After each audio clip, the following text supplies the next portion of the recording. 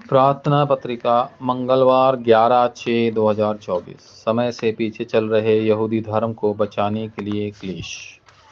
दूसरा थिस्सलुनीकियों 1:1-12। परमेश्वर पिता और प्रभु यीशु मसीह की ओर से आपको अनुग्रह और शांति मिले। बाइबल में पाए जाने वाले वास्तविक उत्तर आप कैसे प्राप्त कर सकते हैं? परमेश्वर ने वास्तविक उत्तर कब दिए? सुसमाचार के भाग्य और नींद आपकी उपस्थिति और आपके आध्यात्मिक डीएनए को बदल देता है। क्योंकि आप बचाए गए हैं इसलिए क्लेश आशीर्वाद है, लेकिन जो बचाए नहीं गए हैं उनके लिए वे बर्बादी के रास्ते हैं।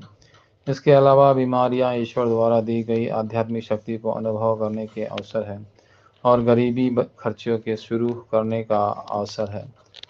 कठिनाइयां के बीच 7 अवशेष और इब्रानियों 11 में विश्व के लोगों ने परमेश्वर की आशीर्वाद की महान योजना की खोज की।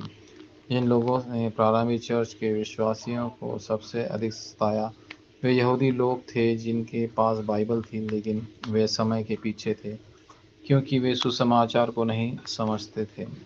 अपने चुने हुए लोगों की विचारधारा से लैस यहूदी लोगों ने यीशु को मार डाला, 70 ईस्वी नष्ट कर दिया।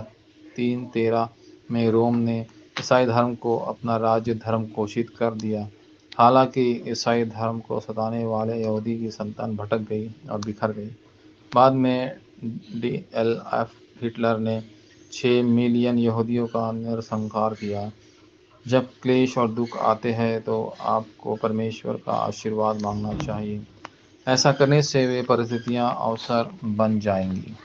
पहला क्लेश उन 0% 1% लोगों के लिए अवसर थे जिनके पास सुसमाचार था ताकि वे विश्व सुसमाचार प्रचार कर सके।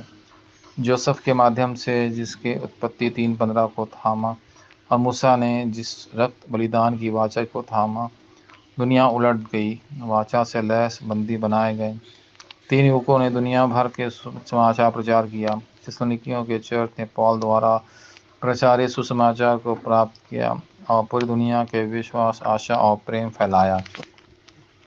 दूसरा क्लेश वह स्प्रिंग बोर्ड था जिसने मैक्सिडोनिया को बचाया। सिकंदर महान ने जिस शहर पर विजय प्राप्त की और जिसका नाम अपनी पत्नी के नाम पर रखा वह थिस्सलुनीकिया था, और जिस शहर का नाम उसने अपने नाम पर रखा वह अलेक्जेंड्रिया था।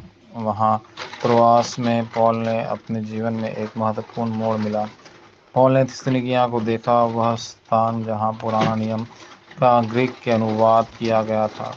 सेप्टुआटे मैकेडोनिया को बचाने का मार्ग था। तीसरा क्लेश रोम का मार्ग था। थिस्सलुनीकिया में बड़े गर्म झरने, शिपयार्ड और पूर्व को रोम से जोड़ने वाले एक सड़क थी। पौल को यकीन था कि वह रोम जा रहा था और उसे यह संदेश मिला कि क्लेश के दौरान वह रोम को भी देखेगा और कैसर के सामने खड़ा होगा। इसलिए आपको प्रार्थना 24 करने की शक्ति ढूंढनी चाहिए और सुनिश्चित करना चाहिए कि इसे पूरा किया जाए। जब क्लेश और बड़ी कठिनाइयाँ आती हैं तो आपको डरना नहीं चाहिए, इसके बजाय आपको परमेश्वर की महान योजना और निश्चित उत्तरों को खोजना होगा और उन लोगों को बचाना होगा जो पीड़ित है। वाचा प्रार्थना। प्रिय परमेश्वर, कृपा क्लेशों को आशीर्वाद के रूप में देखने और आपकी पूर्ण योजना को देखने के लिए मेरी आंखें खोले। यीशु मसीह के नाम पर मैं प्रार्थना करता हूँ, आमीन।